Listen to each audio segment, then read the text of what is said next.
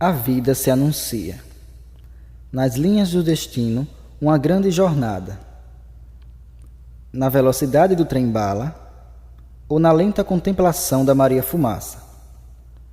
Tudo depende do olhar de cada indivíduo. Na arte, o trem representa a poesia em movimento. Para os historiadores, é a maior invenção depois da roda.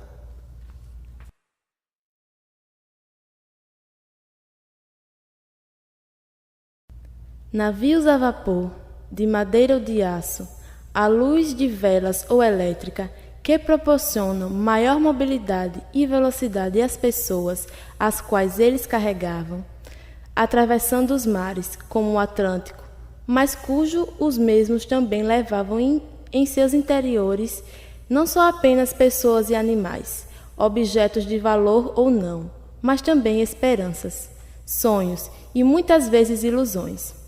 Ainda assim, foi a invenção humana que mais estreitou os espaços e iniciou a mudança do conceito de tempo do homem.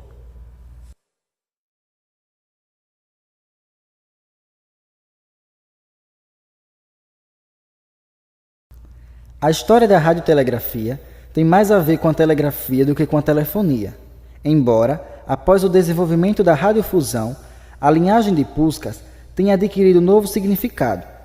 A ciência, por detrás da radiotelegrafia, possuía uma longa história.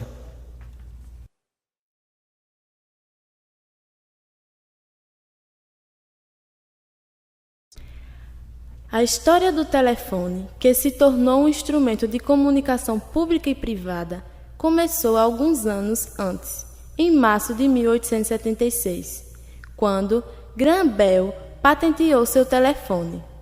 A invasão do telefone no domicílio frequentemente esteve sob ataque, e o mesmo aconteceria com a televisão décadas depois.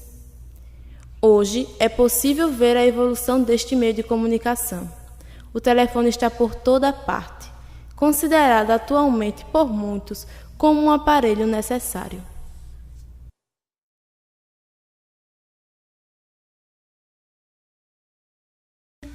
Thomas Edison foi um dos primeiros inventores a se interessar pela transferência da música.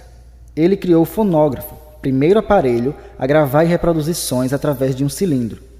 A partir daí, surgiu Berliner, outro inventor que desenvolveu um novo aparelho toca-discos com ranhuras, denominado de gramofone. Com o passar do tempo, Berliner aprofundava o aparelho utilizando discos em chapa, enquanto Edison, o cilindro. O primeiro se tornou mais popular do que o segundo e o gramofone estava evoluindo cada vez mais. Porém, sua indústria sofreu uma grande crise entre os anos de 1929 a 1932. Ainda assim, ela sobreviveu à crise, mas a quantidade de chapas vendidas diminuiu e a era de ouro dos discos ainda estava por vir.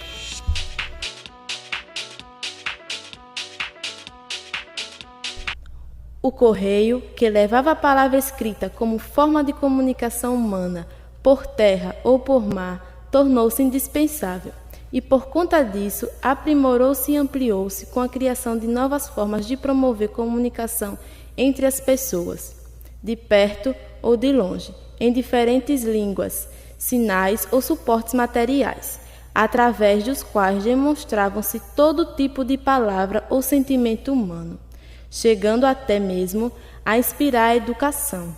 Serviço esse sempre prestado com rapidez e eficiência, que a vida cada vez mais pedia, e marcando sua saída ou chegada pela presença de um selo.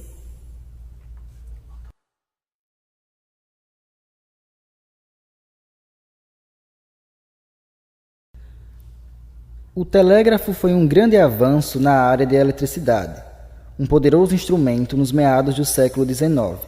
Mais do que as ferrovias, tornou-se importante na comunicação em longas distâncias. Samuel Morse, através do código Morse, uma espécie de alfabeto de impulsos, disseminou-se as mais importantes informações sobre a política mundial, noticiários nacionais e internacionais, e até mesmo histórias triviais do cotidiano da sociedade. Mais tarde, em 1872, o francês Jean Maurice aprimorou o invento, desenvolvendo um método de divisão da mensagem em vários canais. Embora fossem substituídos posteriormente pelos telefones e outros meios de comunicação, não deixaram de ser um marco na época.